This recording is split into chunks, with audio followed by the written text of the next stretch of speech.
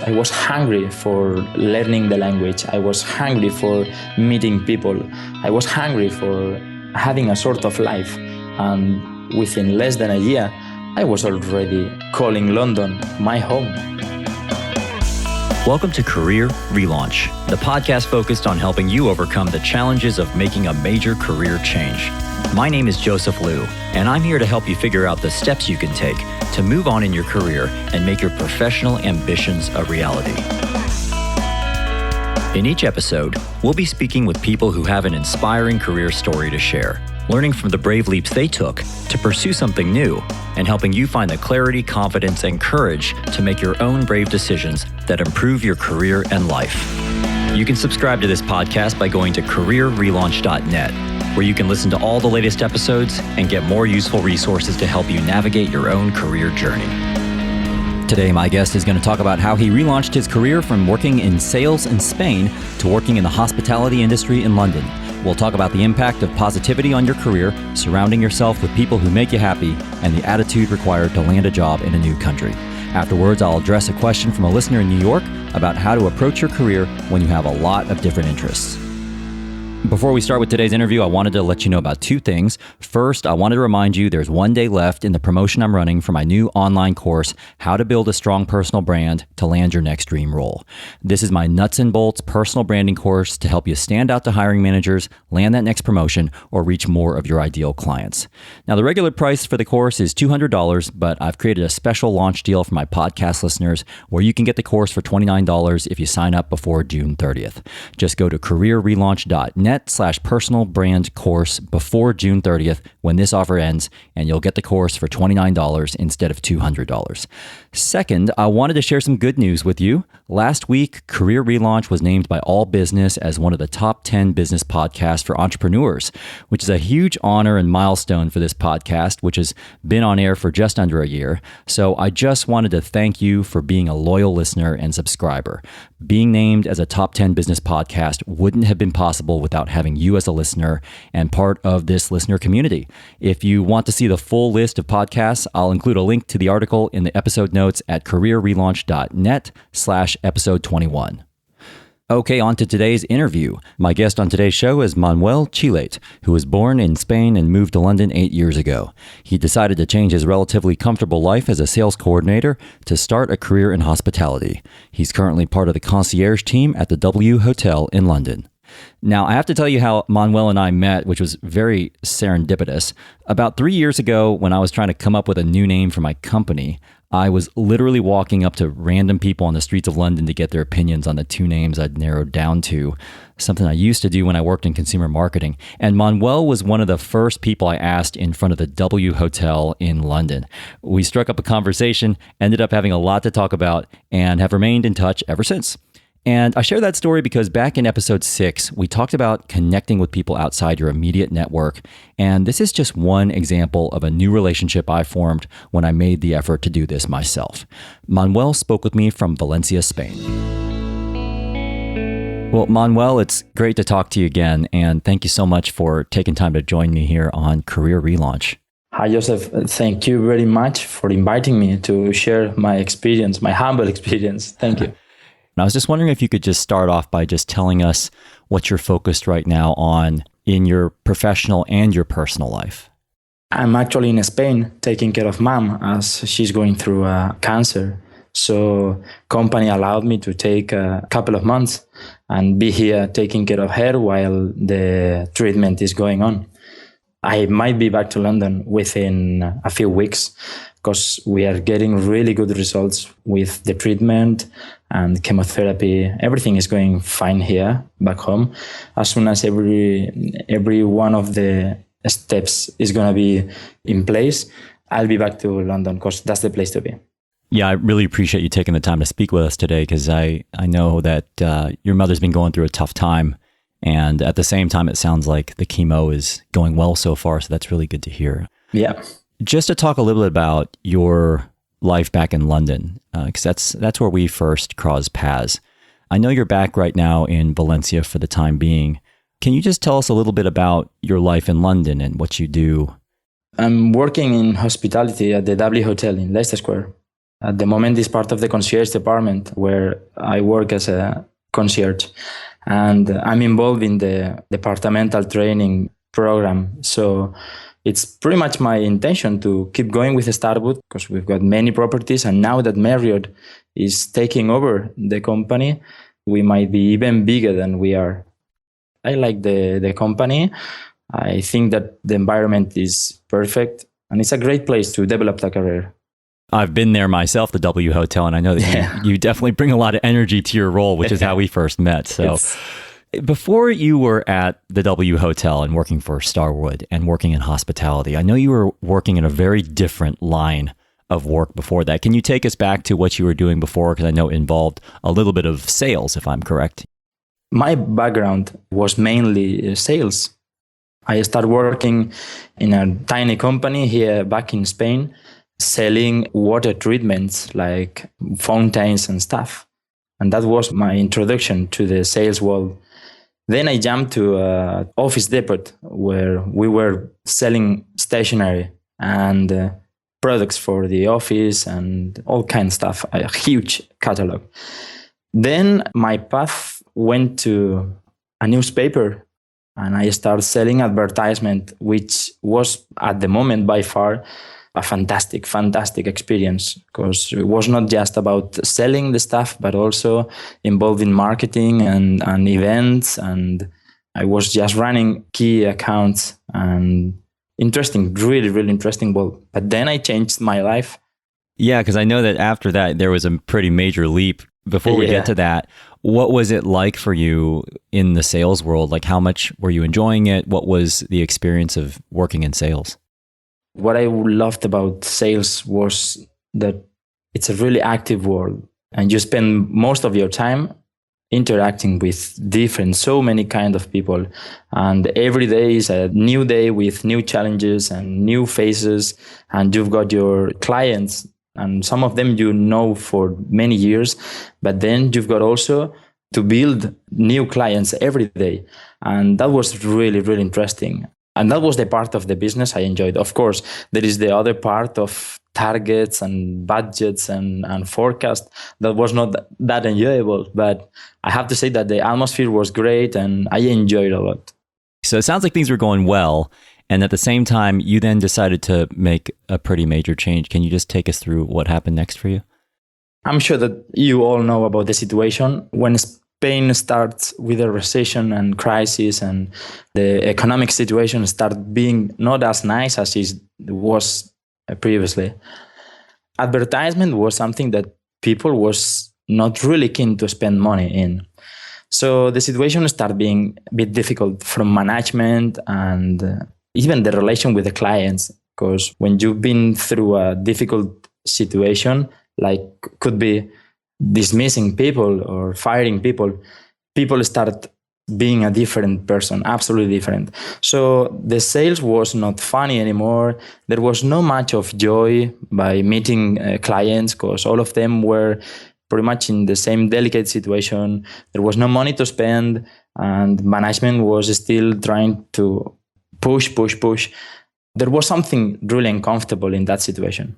You decided to leave sales then at that point. And is that when you decided to move to the UK? Yeah, everything was pretty much at the same time. I was having a coffee with a friend. That friend of mine had been living in Amsterdam and London. And in one point, we were in that conversation talking about living outside this comfort zone or this area that you've been living for your entire life. Since I was a student, I was really interested in traveling and learning different language and everything. But life was taking me through different process. I mean, I met someone, I got married, I had my life sorted, everything was settled, and the plan was going according to the society. So getting married, looking for kids, but never came, and everything was more or less settled until, there was a radical change. What was that radical change? Within a few months after I got divorced, I found myself in a point where I had to change some other things in my life. And then I took the decision of working for a company that I would be happy to work for, and being surrounded with people that I would love to be them, not just my colleagues, but also my friends, and to put something in my life far from pressure and far from these kind of situations that sometimes we get comfortable in a place where we are not 100% happy, or where we are not 100% ourselves. So that was my main decision. How much did the divorce have an impact on your decision to make the move away from Spain, or did it? It's possible that when I took the decision to get divorced, I start a different way of seeing life. I understood that I could take control over my life. And from then, I was a little bit more concerned about my happiness than some other aspects of life, like society's opinion or even parents or friends. And I start taking the decisions just looking for my well-being and for my happiness. So then you moved to London, and then what happens next for you? London was a fantastic challenge. I was feeling really positive, although I was scared, absolutely, because it was the first time ever I was living somewhere rather than Spain. And my English was not good at all, at least not good enough to start working in sales. So then happened that I found a job in hospitality, and I understood that hospitality was somehow similar to sales, because at the end of the day, I was just trying to fulfill the client's expectations. Before in sales was selling my products, and now in hospitality is by giving my service. I guess when I think about people relaunching their careers, I think about 5 ways they could do it. So they could change their role, their function, their company, their industry, or their geography. In this case, you changed all 5 at once. Can you just explain how you managed to pull that off? Like, how did you land in London and then go about finding this job? I believe that my attitude was really positive. And when your attitude is positive, the companies can see that, but you bring that attitude. My intention was, first of all, find a job that could give me some money to survive. So I went to the place because the first thing I had in London was just a room, and that's it. I didn't know anybody. I didn't have any kind of contact where I could knock a door or pull a string and find a job.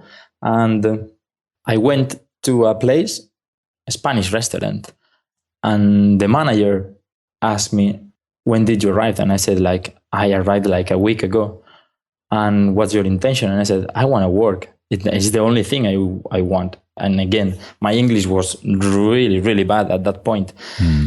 And again, I mean, the change of places, field, everything, because even language was different, was in a way easier than I was expecting from outside. What do you think was surprising about the transition? With that attitude, I could find a job quite easily, even changing jobs and houses. I remember that in the first 3 months, I moved 3 times from a place to another place in terms of home. And in the first 6 months, I had to change 2 or 3 times, because first one was a restaurant, and then was a pub, and then was another restaurant, and then this restaurant was part of a chain, and I changed to another one. And then I started to work in a big hotel, in a 5-star hotel, within 6 months. And everything was really just happening in a way.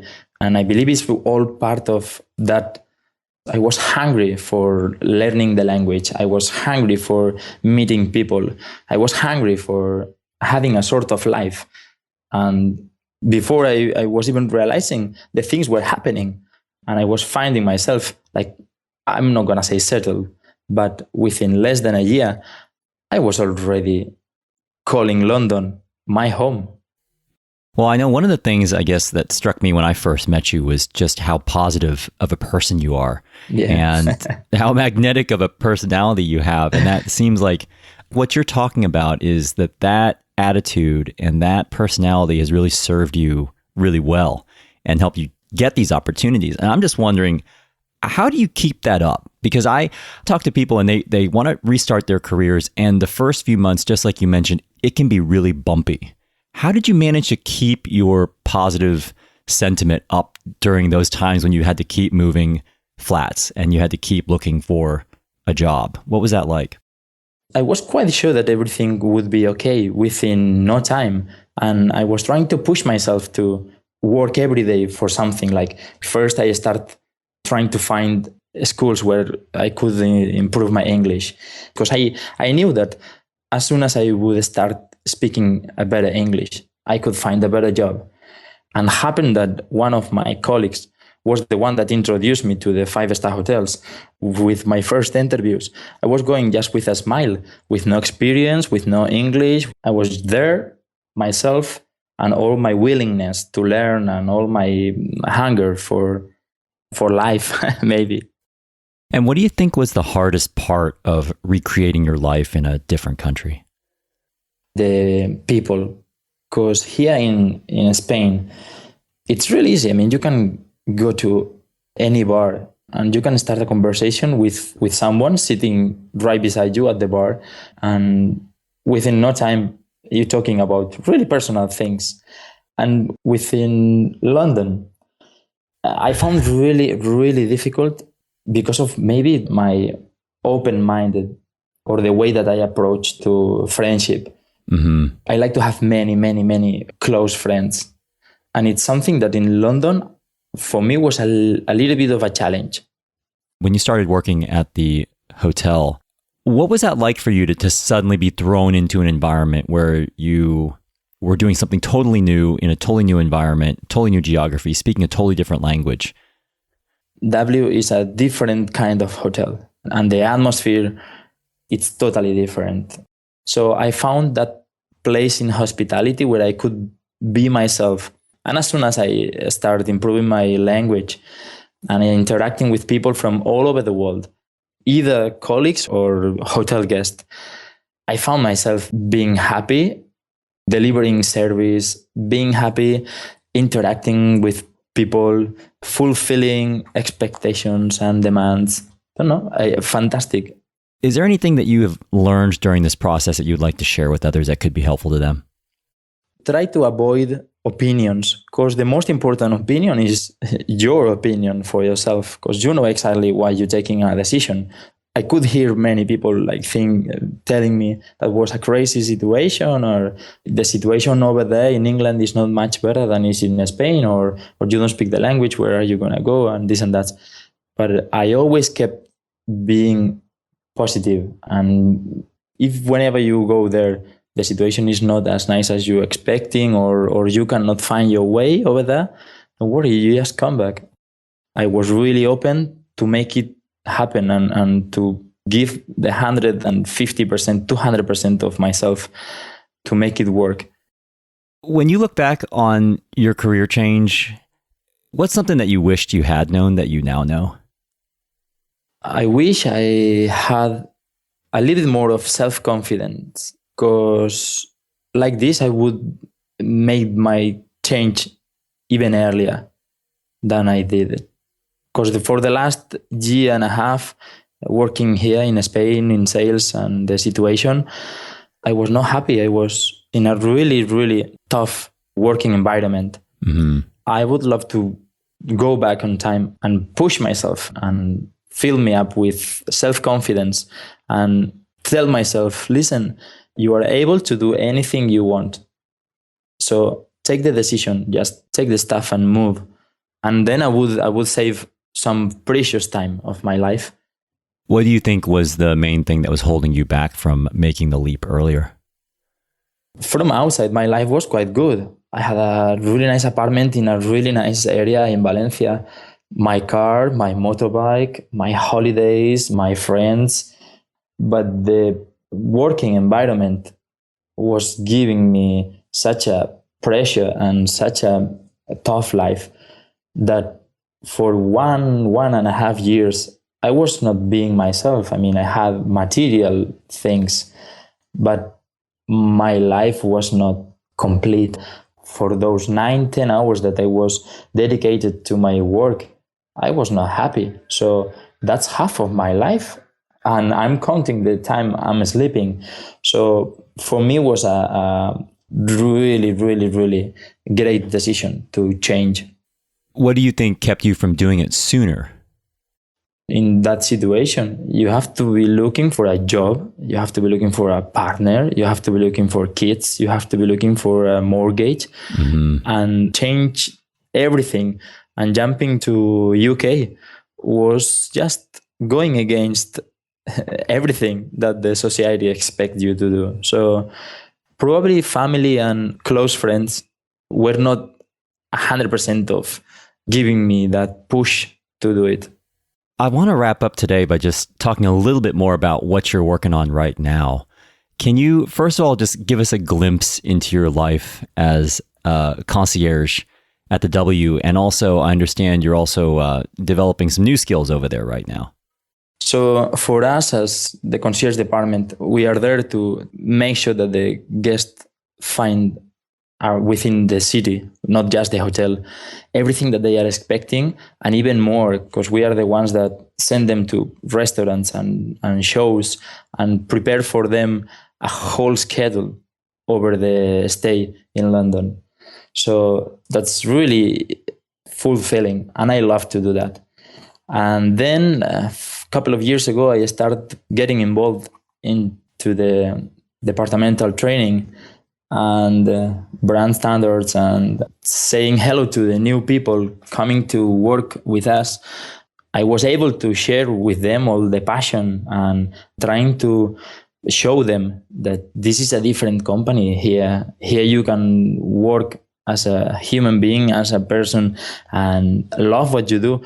That's something that the departmental training brings perfectly for me in my life.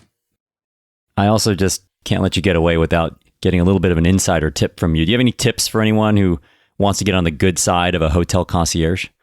Something that I like in the relation is whenever people comes to ask for a plan, for me, it's really important for the people to be open.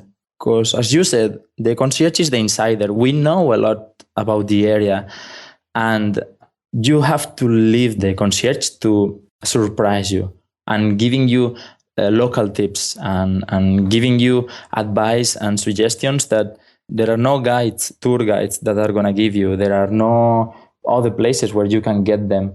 And that's really important. I believe that to be open-minded, it's really important. And it's not just in this situation, but also within your professional life. I mean, be open. Maybe you never tried to do something and you think, I'm not 100% sure if I'm going to like it, but why don't you try?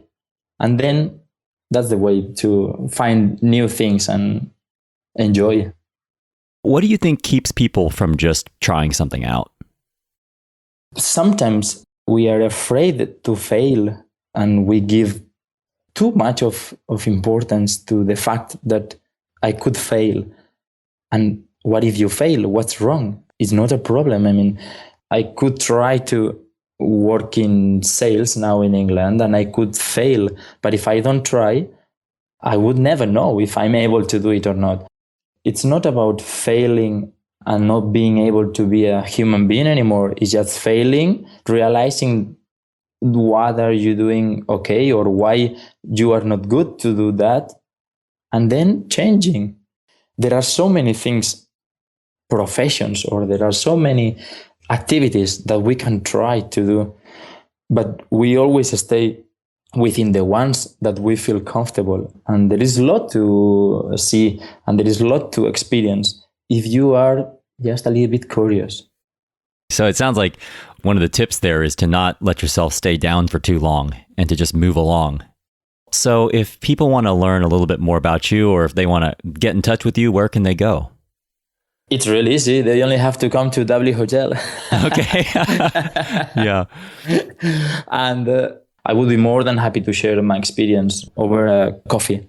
Well, Manuel, first of all, thank you so much for taking time to speak with us and share your story. You talked about a lot of really interesting things related to the power of positivity, how you recreated your life in London, and also just how you deal with failure, which is also very helpful. And so I really appreciate your time, and I hope your mother has a really smooth recovery. Thank you very much, Joseph. What you are doing with this podcast is fantastic. Thanks a lot. Good to talk to you. So I hope you enjoyed hearing Manuel's thoughts on relaunching his life in London, the impact having a positive attitude can have on opening up career opportunities, and his life in the world of hospitality. Now it's time to wrap up with today's Mental Fuel, where I'm going to answer a listener question about how to handle having lots of different interests. Thanks to Brand Yourself for supporting this episode of Career Relaunch. Brand Yourself offers simple tools and services to help control what people find when they Google you. To clean up, protect, and improve how you look online, visit brandyourself.com and use promo code RELAUNCH to get 50% off a premium membership. This is the part of the show called Mental Fuel, where I finish the show with a few of my closing thoughts and wrap up with a simple challenge to help you move forward in your own career. So for today's Mental Fuel, I'm going to answer a listener question, and this one comes from Joe in New York City. Hey, Joseph. Thank you for creating the Career Relaunch podcast. I've listened to hundreds of podcasts, and I feel that this is one of the best ones that I've listened to, especially in the career-related category. Your podcast would definitely be on the top of my list. I hope that you keep them coming. I look forward to hearing more. I have a couple questions. One, what advice would you give to someone who has a lot of different interests? Should they niche down and just focus on one area, or should they be a jack of all trades if they have 3 or 4 different interests? 2, what advice would you give to me? I have a law degree in the U.S., but I'm not 100% passionate about pursuing law. I have interests in marketing, life coaching, and entrepreneurship. I would love to hear you interview more people with a very diverse background and learning about their challenges and picking their path. Thank you. All the best. Well, thanks so much, Joe, for your question, and also happy to hear you're enjoying the show. So on your first question about niching down versus being the jack of all trades, my view is that it can actually be productive to dabble in a few areas if you're in the exploration phase of your career, especially if you're not quite sure which path you want to commit to yet. However, I also think that at some point, from a purely practical business, marketing, and personal branding standpoint, it can be easier to cut through and stand out if you hone in as an expert on a particular area or even the intersection of 2 areas. So in general, I follow the marketing principle of erring on the side of specificity, because at least this way you'll stand out to someone, whether it's a hiring manager or a potential client. And on the flip side, if you try to be everything to everyone, you'll stand out to no one. Now, on your second question, you mentioned having a law degree, but not wanting to go into law, how you have interests in marketing, life coaching, and entrepreneurship. And in terms of having experiences or training in an area where you're not necessarily passionate, this is definitely something I've experienced in my own career and something I hear from a lot of clients. Now, it sounds like you want to divorce yourself from law, but one provocation I have for you is to just consider what ways, if any, you could tap into your legal training or have it inform how you approach one of these other professional areas you mentioned. So, for example, maybe you could look into marketing in the legal field, or you could focus on life coaching for clients in the legal profession. Finally, in response to your point about how you would like to see me feature more people with diverse backgrounds on the show, I'll definitely try to do that, so thanks for the suggestion. One of the original motivations I had in creating this podcast was to provide some examples of how other people have navigated career change as a point of reference for listeners like you. One thing I really aspire to do on this podcast is to feature people who come from all sorts of industries, functions, locations, and roles. And I'm still working on trying to mix things up as much as I can, because some of the feedback I've gotten on the show is that people like the variety. I'm actually working on trying to feature more people who have switched jobs but not necessarily gone on to start their own businesses, although I'm aware I've featured quite a few entrepreneurs, business owners, and solopreneurs on the show. I actually just went to a Future of Work conference in London earlier this month, and I managed to connect with a few of the speakers. I'm now working on trying to get onto this podcast, and I think you'll find their stories to be really informative. In the meantime, Joe, I wanted to also refer you back to a couple relevant episodes you might find useful. This idea of exploring a few different areas simultaneously is something we talked about back in episode 9 with the cosmetics export marketer turned naturopath, Audrey Lamargue. And the concept of pursuing different career paths in sequence is something we talked about in episode 20 with the sniper turned magician, Julian Mather. So if you haven't listened to those episodes already, I'd encourage you to check those out. Thanks again for your question and comment, Joe. Now, if you've got a question, you can always write to me at joseph@careerrelaunch.net, or better yet, leave me a voicemail just like Joe did at careerrelaunch.net/voicemail. Now, at that Future of Work conference I attended earlier this month, I had the privilege of hearing Dr. John Bariffa, a specialist consultant in well-being education, talk about how your greatest work happens when you feel energized. And just to go back to one of the points Manuel mentioned about surrounding yourself with the people who make you feel happy in the workplace, my challenge to you, whether you work on your own or you work at an organization, is to try to find one person this week who makes you feel good when you're around them, either a colleague or friend or even family member, who makes you feel energized and who you haven't talked to in a while, and take the initiative to reconnect with them. Now, I know that sounds simple, but if you're like me, I sometimes get busy and become a bit less intentional about who I'm spending my time with. So I'm going to do this with you, and I'm actually going to reconnect with Manuel. We recorded this podcast a while back, and as I was editing it, I dropped him a note, and we're now planning to meet up in London on the same day his episode is airing. You can find a full recap of today's episode or leave me a comment or voicemail with your thoughts or questions at careerrelaunch.net/episode 21. And again, if you're hearing this before June 30th, you can still join my online personal branding course for a discount before that date by going to careerrelaunch.net/personal brand course. Thanks so much for being a subscriber and part of the Career Relaunch community, and a special thanks again to Manuel Chilet for sharing his career story. This episode was mixed by Richard Pennington. Electrocardiogram wrote and performed our original theme song. I'm Joseph Liu, and I'll see you next time.